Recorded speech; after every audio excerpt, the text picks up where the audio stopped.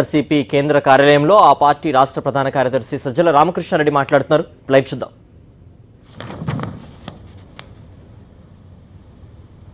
తెలుగుదేశం వ్యవస్థాపక అధ్యక్షుడు వ్యవస్థాపకుడు అలాగే ఆ రోజు తెలుగు ఆత్మగౌరవం నినాదంతో అప్పట్లో ఢిల్లీలో అధికారంలో ఉన్న దశాబ్దాల తరబడి అధికారంలో రాష్ట్రంలో కూడా కొనసాగిన కాంగ్రెస్ పార్టీకి వ్యతిరేకంగా ఢిల్లీ అణచివేత ధోరణులు ధిక్కరించే వైఖరితో తెలుగు ఆత్మగౌరవం నినాదంతో రాజకీయాల్లో కొత్త వరడి సృష్టించి తెలుగుదేశం పార్టీని ప్రారంభించి ఊవెత్తున ప్రజాభిమానం చూరగొని అధికారంలోకి వచ్చిన నందమూరి తారక రామారావు గారు గురించి సరిగ్గా ఆయన వర్ధంతి నిన్న జయంతి అయితే అనుకోవచ్చు. ఆ సందర్భంగా ముఖ్యమంత్రి చంద్రబాబు నాయుడు గారు తెలుగుదేశం పార్టీ ప్రస్తుత అధ్యక్షుడు ఆయనను వెన్నుపోటు పొడిచి ఆయన మరణానికి ఈయనే కారణమని చంద్రబాబు గారే కారణమని ప్రజలందరూ అనుకునే రీతిలో జరిగిన సంఘటనలు అవన్నీ చరిత్రలో నిక్షిప్తమై ఉన్నాయి. ఈ జనరేషన్స్కి తెలియకపోయినా ఈ తరాలకు తెలియకపోయినా చరిత్రలో ఉన్నాయి. అలాంటి మహానుభావుడు తనకు రాజకీయ భిక్ష పెట్టి కొంత ఇది చేసిన ఆయనను వెన్నుపోటు పొడిచి ఆయన పదవి లాక్కొని ఆయన పార్టీని లాక్కొని ఆయనను మానసికంగా కొంగదీసి ఈరోజు ఆయన వర్ధంతి రోజు తెలుగు జాతిని ఎవరు అడ్డుకోలేరనే పెద్ద హెడింగ్తో అలాగే ఎన్టీఆర్ స్ఫూర్తితో తేదేప ధర్మ పోరాటం అంటూ ఈనాడు బ్యానర్ ఐటమ్ చూశాక ఒకంత ఆశ్చర్యం దిగ్భ్రాంతి అలాగే అందరితో పంచుకోవాలన్న ఆలోచన కలిగాయి. ఈ విగ్రహం ముందు ఈయన నిలబడిని చూస్తే గాంధీ విగ్రహం ముందు గాడ్సే నిలబడినట్టు కనిపిస్తుంది. ఈ మాట మేమనట్లా పాపం చనిపోవడానికి ముందు అల్లుడితో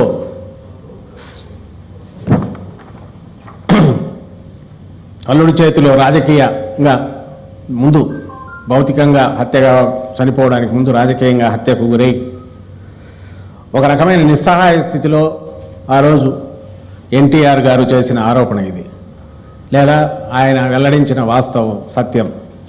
ఆయన స్వయంగా అన్నమాట, ఇతను గాడ్సే కంటే ఘోరమైన వాడు, నీచుడు, అంతకుడి కంటే ఘోరమైన ఇదన్నా. ఎన్టీఆర్ గారి ఆడియో టేప్ ఇప్పటికి కూడా అందరి దగ్గర ఉంటుంది, సోషల్ మీడియాలో కూడా సర్క్యులేట్ అవుతుంది. ఇది చూసినప్పుడు ఈ విగ్రహం ముందు ఈయన ఇంత వినమ్రంగా ఆయన చెయ్యి చూపిస్తా ఈయన కింద నిలబడి చూస్తే నిజంగానే ఎవరికైనా అదే గుర్తొస్తుంది అనుకుంటున్నా. ఒకవేళ ఎవరికైనా రాకపోతే గుర్తు చేద్దామని మా ప్రయత్నం. దీనికి ఇది ఒక్కటే కాదు, ఇప్పుడు ఒక రెలవెన్స్ కూడా వచ్చింది. గత 3-4 నెలలుగా తెలుగు రాష్ట్రాల్లో జరుగుతున్న పరిణామాలు రాజకీయంగా అలాగే ఎన్నికలు తెలంగాణలో రావడము, ఆ తర్వాత ఊపందుకున్న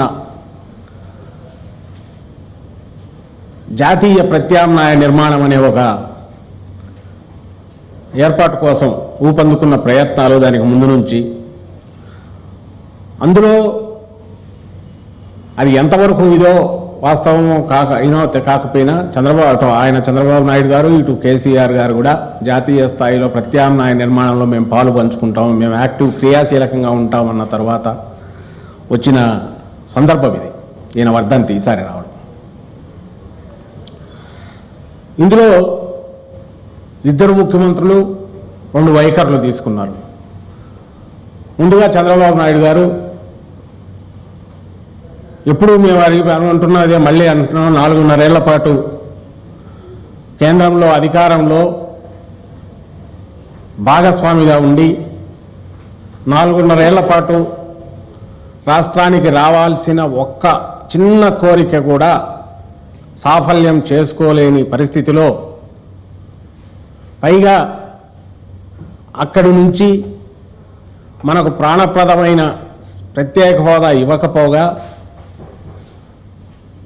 కంటి తుడుపు కూడా పనికిరాని కొత్తది ఏమీ లేని అంతకుముందు అప్పటికే ఆల్రెడీ చట్టంలో ఉన్నవో నానా మాటలు చేర్చి ప్రత్యేక ప్యాకేజ్ అనే ఒక పేరు పెడితే దానిని బ్రహ్మాండమైందిగా కీర్తించి అభినందన తీర్మానాలు శాసనసభలో చేసి అయ్యా అది ఘోరంగా మోసం చేస్తున్నారు, ప్రత్యేక హోదా అనేది లేకపోతే దానికి ఆల్టర్నేటివ్ ప్రత్యామ్నాయం కాదని చెప్పిన ప్రతిపక్ష నాయకుని ఎగితాలు చేసి జగన్మోహన్ రెడ్డి గారిని అసెంబ్లీలోనే ఆట పట్టించి వాళ్ళకున్న మందబలంతో అలాగే ఎగతాళి చేసి ఎద్దేవా చేసి ప్రత్యేక హోదా అంటే సంజీవన అని ఇవి మాకు చెప్పాలంటే కూడా ఇది ఎందుకంటే అరిగిపోయిన రికార్డులాగా మేము అన్నిందే అంటూనే ఉన్నాం. ఎందుకంటే ఆయన చెప్పాడు కాబట్టి చెప్పాల్సి వస్తుంది. చెప్పింది జనం మర్చిపోయారనుకుంటున్నారు కాబట్టి ప్రతిసారి గుర్తు చేయాల్సి వస్తుంది. అంతవరకు పోయిన మనిషి 4.5 ఏళ్ల తర్వాత ఎన్నికలు దగ్గరికి వస్తున్నాయి. ఈసారి మోడీ గారితో వెళ్తే రిస్క్ ఉంటుంది, మోడీతో వెళ్తే రిస్క్ ఉంటుంది, బీజేపీతో వెళ్తే రిస్క్ ఉండే అవకాశంతో ఉందనే దీంతో తన పుట్టి మునుగుతుంది అనుకొని ఒక పక్క వైఎస్ఆర్సీపీ చేసిన ఒత్తిడి వల్ల అవిశ్వాసం పెట్టి కేంద్రం మీద రాజీనామాలు చేసి అంతవరకు పోయేసరికి దిక్కు తెలియని పరిస్థితులు బయటకు వచ్చి ఆ తరువాత ఇప్పుడు జాతీయ ప్రత్యామ్నాయం ఇంకో రకంగా మొదలు పెడతానని ప్రయత్నం చేసి మొదలుపెట్టాడు. 4.5 ఏళ్ళు ఆయన అక్కడ ఉండి ఒకటి సాధించకపోగా ఎన్నికలు దగ్గరికి రాగానే ఎన్నికలకు అవసరమైన వేషం ఒకటి తయారు చేసుకొని అటుపక్క బీజేపీతో అయిపోయింది కాబట్టి ఇంకా మిగిలింది కాంగ్రెస్ కాబట్టి కాంగ్రెస్ ఏ కాంగ్రెస్నైతే వ్యతిరేకంగా వాళ్ళ మామ ఎన్టీ రామారావు గారు అప్పట్లో తెలుగుదేశం పెట్టారు. ఇన్నేళ్లుగా డిఎన్ఏలో టీడీపీ డిఎన్ఏలో ఒక లక్షణమైన కాంగ్రెస్ వ్యతిరేకత, ఫెడరల్ స్ఫూర్తి వీటన్నిటిని పక్కకు తోసి అదే కాంగ్రెస్తో అందులోనూ రాష్ట్రంలో శవప్రాయంగా ఉన్న కాంగ్రెస్తో పొత్తుకు సిద్ధమయ్యారు. ఇక్కడ ఆయన ఇంట ఎలాగూ చేయలేరు కాబట్టి జాతీయ స్థాయిలో ఒక ప్రత్యామ్నాయం నిర్మిస్తున్నాను అనే ఒక ప్రయత్నం చూపి రాష్ట్రానికి అదే అత్యవసరం అన్నట్టు ప్రొజెక్ట్ చేసి ఆ ఎత్తుగడతో మళ్ళీ ప్రజలను ఆకర్షించుకోవాలనే ప్రయత్నంలో భాగమే ఈ కాంగ్రెస్తో ఆయన పొత్తు పెట్టుకుంది. లేదంటే కాంగ్రెస్తో పొత్తు పెట్టుకుని ఆయన ఆంధ్రాలో ఏం వచ్చేది లేదు. అయితే రాహుల్ గాంధీ గారితో అంతకుముందు ఏనాడు అనే రాహుల్ గాంధీ గారితో ఆయన కూడా ఈ మధ్య ఐ థింక్ సోనియా గాంధీ గారు కూడా తెలంగాణకు వచ్చి ఆంధ్ర గురించి చెప్పారు, ప్రత్యేక హోదా ఇస్తానని. ఈ మధ్య రాహుల్ గాంధీ గారు దుబాయ్ పోయి ఏపీకి ప్రత్యేక హోదా ఇస్తానని అక్కడ అనౌన్స్ చేశారు. అక్కడ ఎందుకు అనౌన్స్ చేశారో తెలియదు. అంటే ఈయన ఎంతగా ట్యూటర్ చేయగలడు, కీ ఇచ్చి తనకు కావాల్సింది చెప్పించగలడు అనేది ఇక్కడ బాగా అర్థమవుతుంది. ఈవెన్ అమెరికా పోయినా ఆయన అదే అంటున్నాడు. అంతకుముందు పార్లమెంట్లో అవిశ్వాసం పెట్టినప్పుడు రాలా అంత సీరియస్ ఇది. ఇప్పుడు ఎక్కడికి పోయినా కూడా ఏపీకి ప్రత్యేక హోదా అనేది ఆయన స్పీచ్లో ప్రధాన పార్ట్గా చేయించడంలో మాత్రం సక్సెస్ అయ్యారు. అది ఒక జాతీయ పార్టీని ఇవ్వగలదనే ఇంప్రెషన్ క్రియేట్ చేసి ఇక్కడ ఏదన్నా ఓట్లు సంపాదించుకోవాలా, మళ్ళీ ఏమన్నా అధికారంలోకి రావచ్చామని దింపుడు కళ్ళ ఆశతో ఆయన మొదలుపెట్టిన ప్రయత్నంలో భాగం ఒక జాతీయ ప్రత్యామ్నాయ నిర్మాణం అనేది.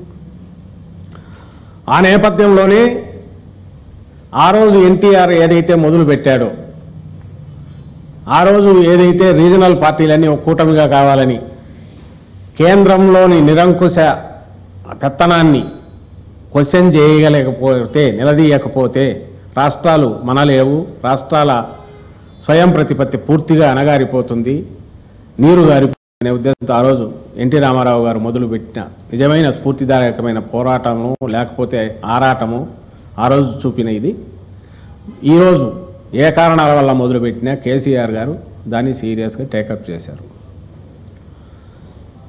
దీన్ని నేను ఎందుకు చెప్తున్నానంటే, నిజంగా నీ ఆత్మగౌరవం కాపాడుకోవాలంటే, నిజంగా రాష్ట్రాల ఆత్మగౌరవం కాపాడుకోవాలా, రాష్ట్రాల అధికారాలను హక్కులను కాపాడుకోవాలంటే చేయగలిగింది కేంద్రంలో తమ సొంత అజెండా కలిగిన ఒక జాతీయ పార్టీ మీద డిపెండ్ అయ్యి వాళ్ళకు అంటకాగి వాళ్ళకు తోకలాగా ఉండడం కాకుండా రాష్ట్రాలన్నీ సమాఖ్య స్ఫూర్తితో కనీస హక్కులు అవసరాలు ఒకరి ప్రొటెక్ట్ చేసుకుంటూ ఒకరి అవసరాలను హక్కులను మద్దతుగా ఇంకొకరు నిలబడేటట్టుగా, ఇంకో పక్క ఎవరి ఇంట్రెస్ట్ వాళ్ళు ప్రొటెక్ట్ చేసుకుంటూ ఏ రాష్ట్ర ప్రయోజనాల కోసం వాళ్ళ పోరాటం ఉన్నా కేంద్రంతో వ్యవహరించే సమయంలో ఒక ఉమ్మడిగా ఒక ప్రెజర్ గ్రూప్ లాగా పనిచేసే ప్రయత్నం ఆ రోజు మొదలైతే మళ్ళీ ఈరోజు ఒకటి మొదలైంది.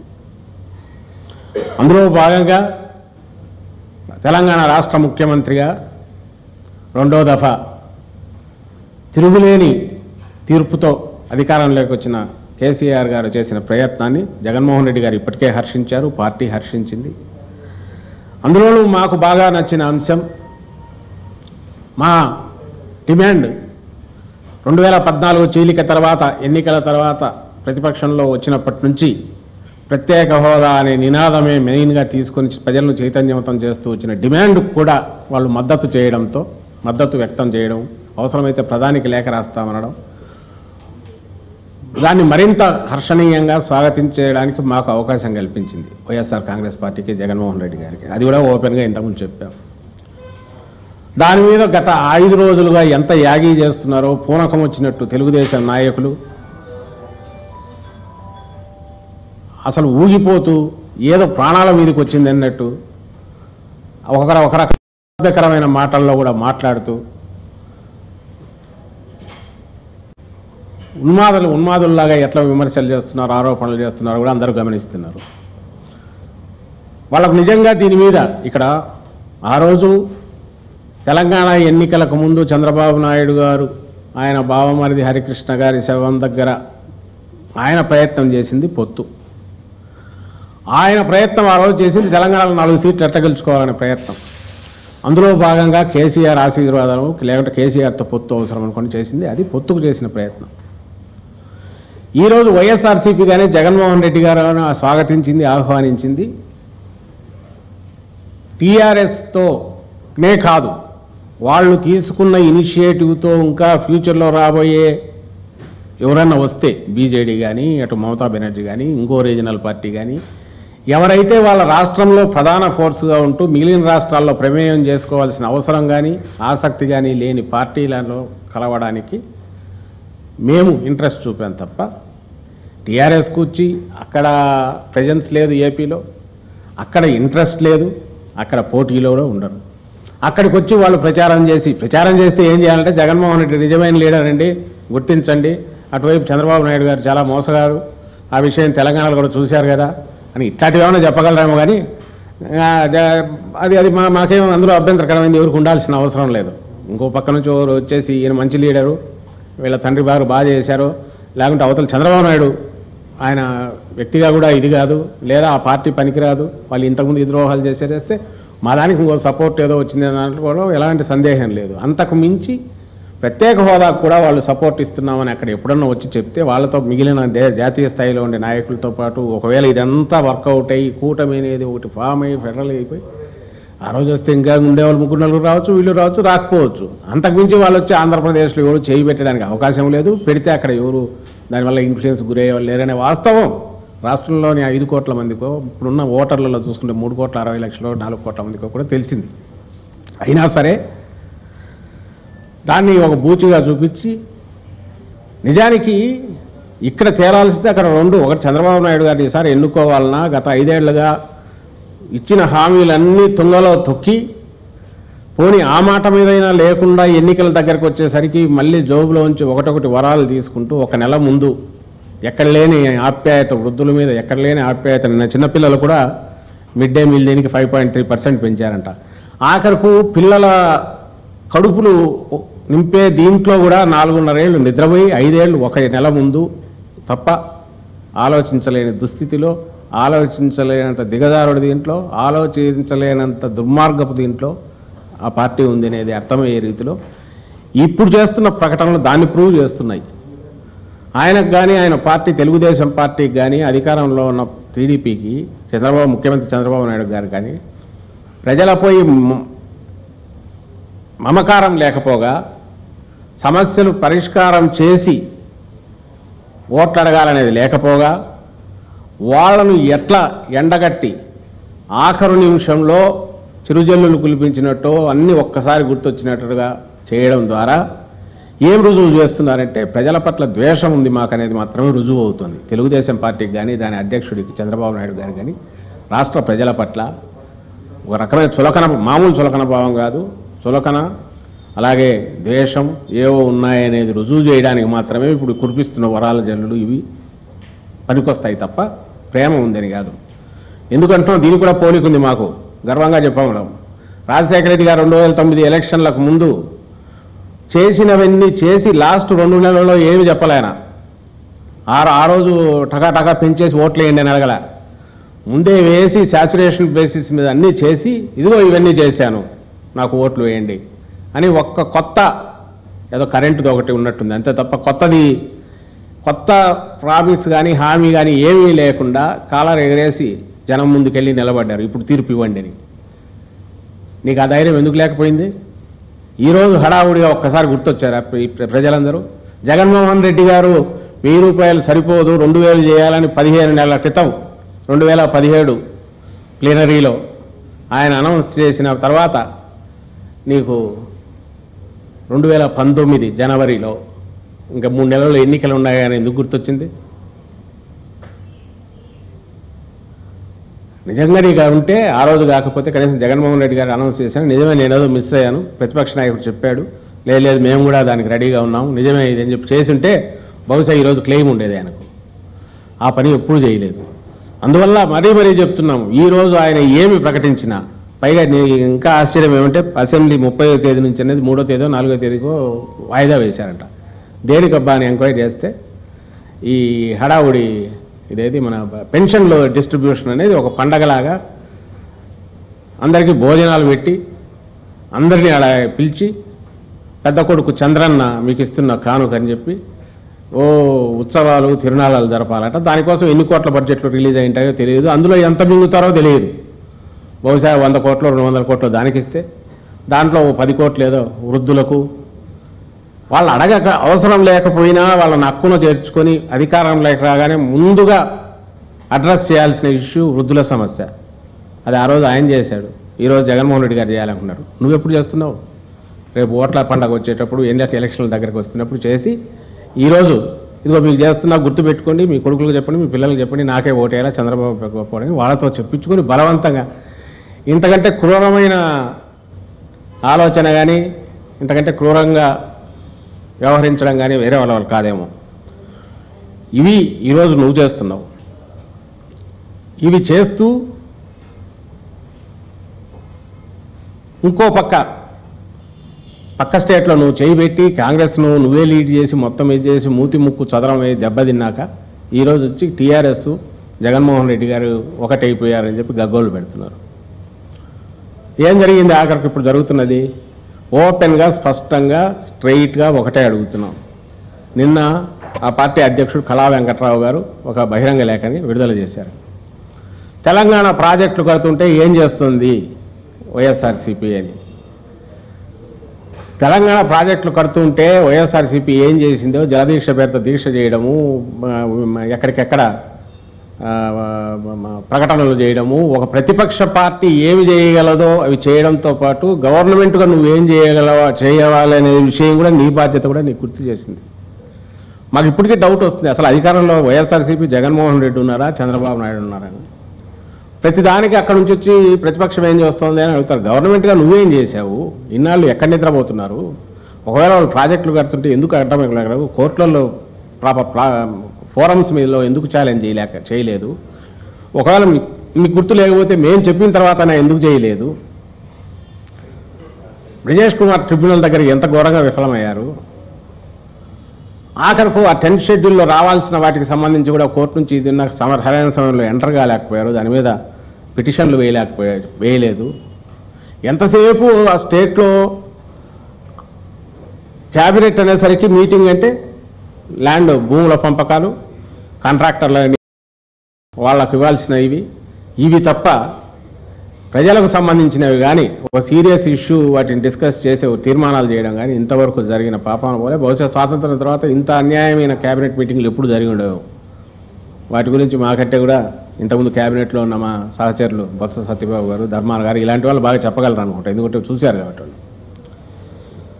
ఇలాంటివి నువ్వు ఈరోజు అసలు రాష్ట్రానికి సంబంధం లేకుండా, రాష్ట్రం అంతర్గతంగా రాష్ట్రంలో సంబంధం లేకుండా రాష్ట్ర ప్రయోజనాలను ఢిల్లీలో పరిరక్షించుకోవడానికి ఒక ప్రయత్నం ఒక పెద్ద మనిషి చేస్తే, ఒక ముఖ్యమంత్రి చేస్తే, ఆయన అన్ని రాష్ట్రాలతో పాటు ఏపీ రాష్ట్రంలో నువ్వు కానీ నీ పార్టీ కానీ పాలక పార్టీ ఎందుకు పనికిరానిదని తేల్చుకొని ఇలాంటిది ఉండకూడదని ఆయన నిర్ణయానికి వచ్చి ఆయన కారణాలతో అక్కడ ప్రధాన ప్రతిపక్షంగా అధికారంలోకి రావడానికి నిరీక్షిస్తున్నది. అధికారంలో రావడానికి 100% అవకాశాలు ఉన్న ఇంకో ప్రధాన పార్టీ వైఎస్ఆర్ కాంగ్రెస్ పార్టీని అప్రోచ్ అయ్యారు. నీలాగా ఎక్కడో మీలాగా ఒక శవం దగ్గర ఇంకో దగ్గర పక్కన దొరికితే పక్కకు తీసుకుపోయి మాట్లాడాల. గౌరవంగా సమాచారం పంపించి అక్కడి నుంచి వచ్చి జగన్మోహన్ రెడ్డి గారి ఇంటికి వచ్చి కలిశారు. ఆయన వాళ్ళ అధ్యక్షుడు కూడా వస్తారని మెసేజ్ పంపించారు. మామూలుగా 2 రాజకీయ పార్టీల మధ్య ఎట్లా జరగాలనో అది జరుగుతుంటే దాని మీద ఇంత యాగి ఇంత ఘోరం ఇంత ఏదో జరిగిపోతుందని చేయడం చూస్తే అంటే నోరుంది కదా, లేకంటే మీడియా చేతిలో ఉంది కదా, లేకుంటే ముందు నుంచి మేము మీడియాను నమ్ముకొని మీడియాతో ఏమైనా చేయగలమనే ఒక పొగరు ఉంది కదా, దాని ఆసరాగా తప్ప వేరే ఏం కనిపించట్లే వాళ్ళకు, వేరే ఆ ధైర్యం ఆ ధీమా చూస్తుంటే. ఇక్కడ ఈ ఫెడరల్ దీనికోసం ఫెడరల్ స్ఫూర్తితో ఈరోజు దేశాల స్థాయిలో జాతీయ స్థాయిలో ఇక్కడ కేసీఆర్ గారు మొదలుపెట్టిన ఇనిషియేటివ్ ఇప్పుడు ఎందుకు రెలవెన్స్ అంటే నిన్న ఎన్టీఆర్ గారి వర్ధంతి జరిగి ఆ వర్ధంతి రోజు కాంట్రాస్ట్గా క్లియర్గా కనపడుతోంది. ఆ రోజు ఎత్తుకున్న స్లోగన్ ఈరోజు ఎత్తుకుంది. అంటే దీంట్లో ఈ ఏంటంటే అటు ఎవరైతే నినాదం ఎత్తుకున్నారో అది పోయింది. అసలు ఆ డిఎన్ఏ అనేది పోయింది, మ్యూటేషన్ జరిగిపోయి చంద్రబాబు గారి డిఎన్ఏ ఎక్కింది. దాంట్లో అసలు సంబంధం లేని ఇంకొకరు అప్పుడు ఎక్కడో ఆడ కింది స్థాయి కార్యకర్తగా ఉన్న ఇంకో వ్యక్తి ఆయన ఏ కారణాల వల్ల ఎందుకైనా సరే ఒకటి ఆ నినాదం తీసుకొచ్చాడు. ఇది అందరూ ప్రజాస్వామ్యవాదులందరూ హర్షించదగ్గది. ఈ ప్రయత్నం ఇటు జరుగుతుంది. అది అట్లే ఉంది.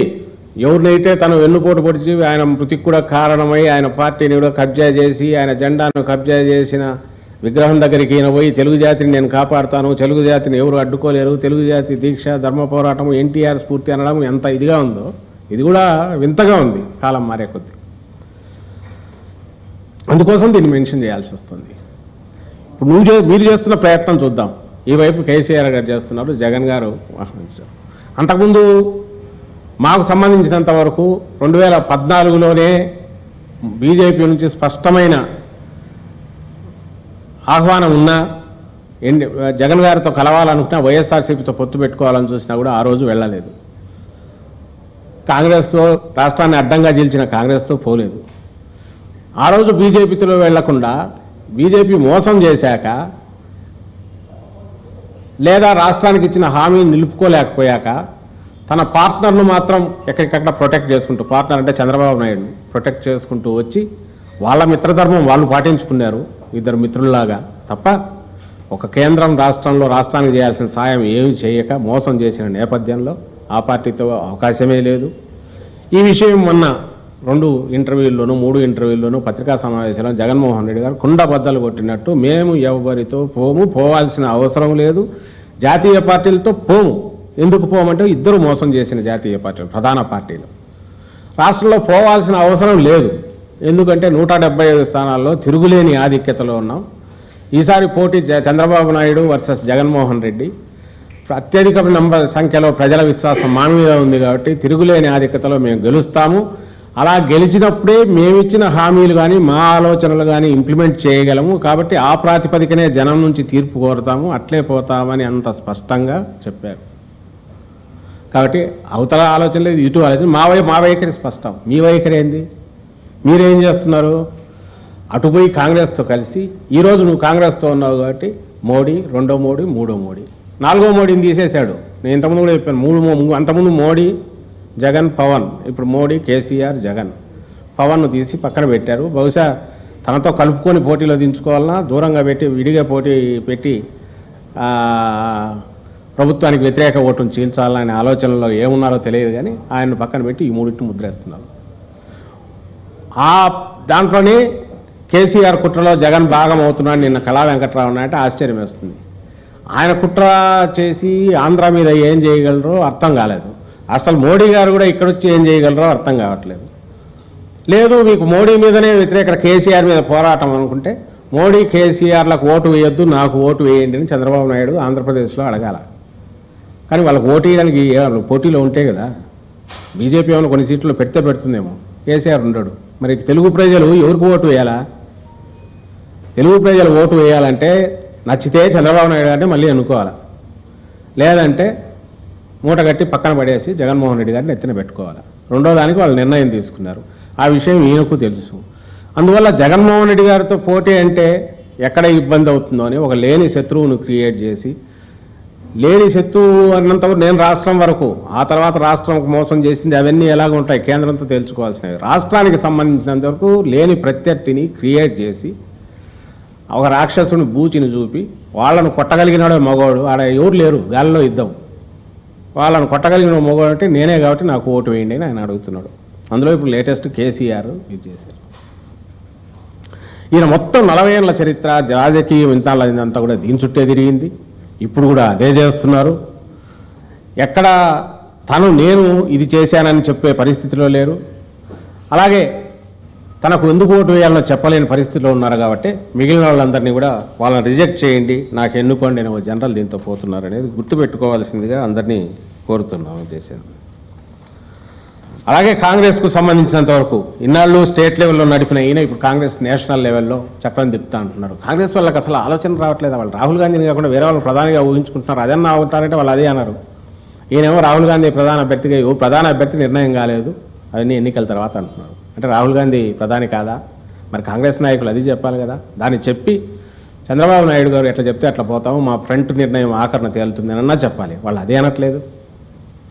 అంటే వాళ్ళు ఎందుకు అంత జంకులో ఉన్నారో అర్థం కావట్లే.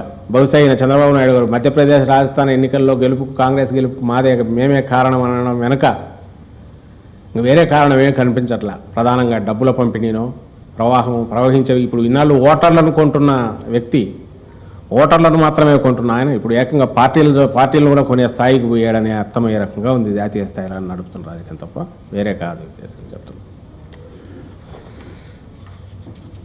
ఏది ఏమైనా దీని మీద ఎటు తిప్పి ఎటు అయినా కూడా వచ్చే ఎన్నికలకు సంబంధించినంత వరకు ఈయన చేసే షెడ్యూల్ రిలీజ్ మన అనౌన్స్ అయ్యాక ఫిబ్రవరిలో ఏం చేయలేరు కాబట్టి ఒక్కసారి గుర్తు చేసుకుంటే 2004కు ముందు కూడా ఇట్లే దేవాదుల హెలికాప్టర్లో వెళ్ళి హడావుడిగా ఒకటి ఇవి తీసుకెళ్ళి బ్రిక్స్ 4 బ్రిక్స్ సిమెంట్ ఇవి తీసుకెళ్ళి హడావుడిగా శంకుస్థాపన చేసి వచ్చినట్టే ఇప్పుడు చేస్తున్నారు హడావుడిగా. అయితే అప్పటికంటే ఇప్పుడు ధాటిగా మాట్లాడుతున్నారు, జాతీయ స్థాయిలో మాట్లాడుతున్నారు. అప్పుడు ఏదో కొంచెం అక్కడక్కడ రాష్ట్ర స్థాయిలో ఉండే జాతీయ స్థాయిలో మాట్లాడుతున్నారు.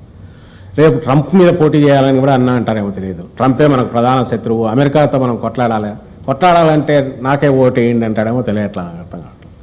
ఇవందరూ గమనిస్తున్నారు. అయితే ఈయన చేసి దీనివల్ల మా ఎనర్జీస్ అన్నీ కూడా ఎక్కడ వృధా అవుతున్నాయంటే పనికిరాని విషయాల మీద మేము రియాక్ట్ కావాల్సి వస్తుంది. లేకపోతే ఏం చేయాలి, అదే వన్ సైడ్ వస్తుంది. యాక్చువల్ దీని ముసుగులో ఆయన చేసేవి చేసుకుంటూ పోతున్నాడు. నిన్నటికి నిన్న ఫైబర్ గ్రిడ్ చూసాం. అలాగే ఆ రోడ్లు అవన్నీ కలిపి విపరీతంగా టెండర్లు పిలుస్తున్నాడు. నిన్న ఇప్పుడేదో 10,000 కోట్లు సిఆర్డిఏ దాన్ని ఆథరైజ్ చేస్తూ లోన్లకు పోవచ్చు బ్యాంక్ నుంచి అని ఒక ప్రైవేటు ఎత్తిపోయి దివాళా తీసిన వ్యాపారి హడావుడిగా ఎక్కడెక్కడ బ్యాంకుల నుంచి ఎట్లా కొట్టేయాలో సుజనా చౌదరి గారి లాగా చేయాలనేది ఒక స్టేట్ గవర్నమెంట్ చేయిస్తుంది. స్టేట్ గవర్నమెంట్ ముఖ్యమంత్రి చేస్తున్నాడు. అంత ఘోరంగా అది మాత్రం బాధగా ఉంది మాకు. నిజంగా ఇష్యూస్ అవి, వాటి మీద మాట్లాడాల్సింది. ఏం చేయాలి, మొత్తం మీడియా అంతా ఇదే, డిస్కషన్స్ ఇవే, డిబేట్స్ ఇవే, చెప్పక తప్పట్లేదు. కాబట్టి ప్రజలందరూ ఆలోచించగలిగిన వాళ్ళందరూ కూడా అప్రమత్తంగా ఉండండి, నిలదీయండి. అయ్యా కేసీఆర్ ఎట్లా వస్తాడో చెప్పమనండి. పోనీ కేసీఆర్ ఏ రకంగా నీ స్టేట్లో వచ్చి నువ్వు చేస్తావు, పోనీ నువ్వు ఇప్పుడు నిన్న కళా వెంకటరావు కూడా ఒక క్వశ్చన్, ఆయన ఇంత క్వశ్చన్లు వేస్తున్నాడు కదా ప్రాజెక్టుల గురించి మీరేం అడిగారని. మేమేమో అడిగాము, రికార్డు ఉంది, నువ్వు గవర్నమెంట్లో ఉన్నావు, నువ్వు చేయలే. మరి మీ నాయకుడు చంద్రబాబు నాయుడు గారు పొత్తు కోసం ప్రయత్నం చేసింది ఎప్పుడు? ఈ మధ్య కదా, అంతకుముందే కదా ఈ ప్రాజెక్టులన్నీ అయిపోయిన తర్వాతనే నీ తెలిసేమో నువ్వు అన్నట్టు ఆంధ్రప్రదేశ్కి ఇంత నష్టం కలిగించిన టీఆర్ఎస్, తెలంగాణ ప్రభుత్వంలోని టీఆర్ఎస్తో ఎందుకు పొత్తు కోసం ఈ మధ్య కాలంలో ట్రై చేశావు? పైగా చేశానని నిస్సిగ్గుగా ఇప్పటికి కూడా చెప్తున్నాను. అవును చేశాను, తప్పే ఉంది ఎందుకంటున్నావు? ఆ రోజు తెలుగు జాతి ఐక్యతకు, ఆ రోజు ఆత్మగౌరవానికి కేంద్రం మీద దీంతో ఈ రోజు ఎందుకు కాలే? ఈ క్వశ్చన్లన్నిటికీ ఆన్సర్లు ఆయన నుంచి రావాలి. కానీ ఆయన ఆన్సర్ ఇచ్చేందుకు ఎదురుదాడి చేస్తే సరిపోతుందని అటాక్ మోడ్ లేకపోయారు ఆయన.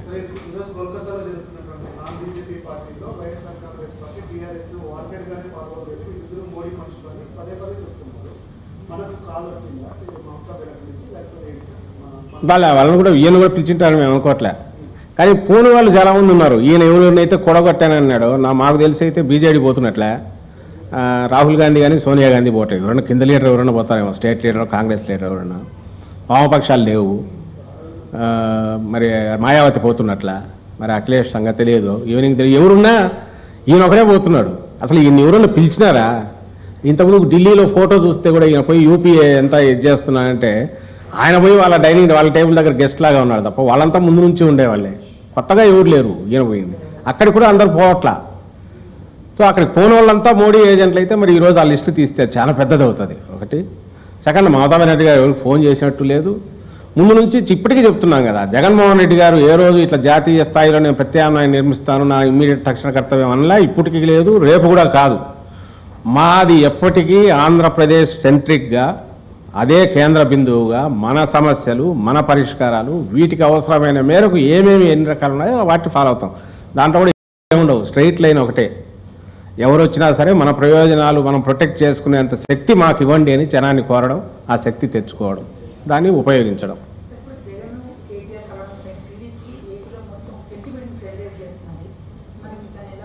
అదే కదా మేము సెంటిమెంట్ జనరేట్ చేయడానికి నిజంగా టీఆర్ఎస్ వచ్చి అక్కడ పోటీ పెడుతూ ఏదైనా నిలబెడుతుంటే, ఒకవేళ పెట్టా కూడా అప్పుడు ఆ ఇంట్రెస్ట్ కూడా ప్రొటెక్ట్ చేయగలిగితేనే వస్తాడు. ఎందుకు రీజనల్ పార్టీస్ ఇంకో స్టేట్లో అంత పెద్ద సక్సెస్ కావంటే రీజనల్ ఇంట్రెస్ట్ మెయిన్గా ఉంటాయి. అందులో ఇది సబ్ రీజనల్ పార్టీ లాగా వచ్చింది టీఆర్ఎస్. ఇక్కడ ఒక తెలంగాణ సెంటిమెంట్ మీద వచ్చింది. వాళ్ళు ఇంకో స్టేట్ గురించి ఆలోచించే అవకాశం ఉంది అయితే మేము అనుకోవట్లా. అలాగే ఇంకో పార్టీ అయినా రీజనల్ పార్టీ ఒక స్టేట్లో బాగా స్ట్రాంగ్ అంటే ఇంకో స్టేట్లో అంత సులభంగా పోలేదు. కొంతవరకు ఏదైనా కాదు, అధికారంలోకి వచ్చేంత పోవడం అంత సులభం కాదు.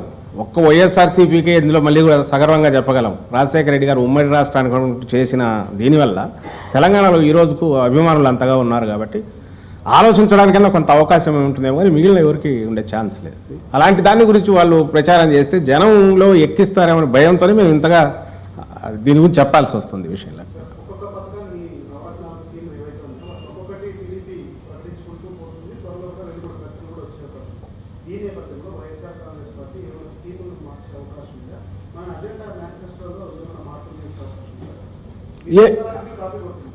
ఆ రోజు జగన్మోహన్ రెడ్డి గారు 15 నెలల క్రితం అనౌన్స్ చేస్తున్నప్పుడు కూడా చాలా మంది ఇలే అన్నారు, మీరు ఇప్పుడు అనౌన్స్ చేస్తే ఆయన చేస్తారని.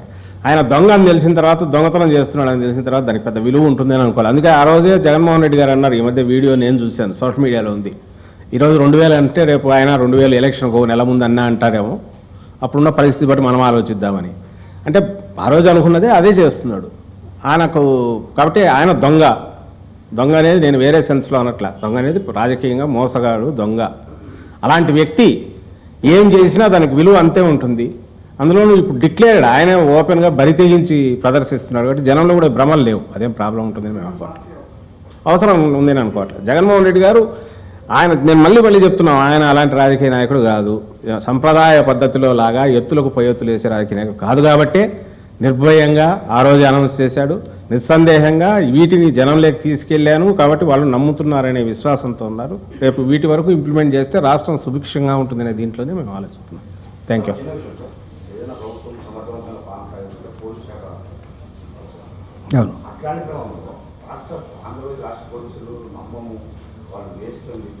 మనలేదే ప్రభుత్వం మీద పోలీసులు అలా వాళ్ళు అడిగింది ఎందుకు అక్కడ కంప్లైంట్ ఇవ్వాలంటే వాళ్ళని నమ్మం. వాళ్ళనంటే మేము అంటున్నది చంద్రబాబు నాయుడు ప్రభుత్వాన్ని, చంద్రబాబు ప్రభుత్వం పోలీసు వ్యవస్థను ఆల్మోస్ట్ తమ వాళ్ళు పరాయి వాళ్ళు అన్నట్టు వేరు చేసి ఒక నిర్వీర్యం చేసి కట్టుబానిసల కింద వాళ్ళను వాడుకునే ప్రయత్నం చేస్తుండటంతోనే ఈ మధ్యనే జరిగిన జగన్మోహన్ రెడ్డి గారి మీద హత్యాయత్నం కేసులో డీజీపీ ఆ శాఖ అధిపతి వైఖరి చూశాక, ఇవన్నీ చూశాక వీళ్ళు పొలిటికల్ దీంతోనే ఆ వెపన్ను వాడుతున్నారు, అది డేంజరస్ అనే దీంతోనే దాన్ని నమ్మమన్నాం. అందులోనే ఇంతకుముందు కూడా అన్నాం, జగన్మోహన్ రెడ్డి గారి దగ్గర సెక్యూరిటీ వాళ్ళంతా ఎవరు ఏపీ పోలీసులే కదా, వాళ్ళతో ఖచ్చితంగా అప్పుడు ఇట్లుండదు. డిపార్ట్మెంట్ను మీరందరూ మీడియాలో పనిచేస్తున్న వాళ్ళ మీ దగ్గర పోలీస్ డిపార్ట్మెంట్ అయితే గ్రూపులు కడితే ఒక రకంగా ఉంటుంది, డిపార్ట్మెంట్ ప్రొఫెషనల్గా పనిచేస్తే ఒక రకంగా ఉంటుంది. డిపార్ట్మెంట్ ప్రొఫెషనల్గా పనిచేయించగలిగే సత్తా మా వారసత్వం ఉంది అని కూడా మేము చెప్పగలం. రాజశేఖర రెడ్డి గారు ఉన్నప్పుడు జరిగింది కాబట్టి రేపు వస్తే ఇది పూర్తి ప్రొఫెషనల్ డెడికేటెడ్ పోలీస్ డిపార్ట్మెంట్ ఏం చేయాలో అది చేస్తుంది తప్ప ఒక పార్టీ ఇంట్రెస్ట్లో ఇంకోటి ప్రొటెక్ట్ చేసేదిగా మేము వచ్చిన తర్వాత ఉండదు. ఇప్పుడు అది ఉంది, అలాంటి వాళ్ళకే అక్కడ స్థానం ఉంది. వీఆర్లో ఉన్న వీళ్ళని అడిగితే అధికారులు మీకు తెలుస్తుంది, వేల మంది 100 మంది బయట ఉన్నారు.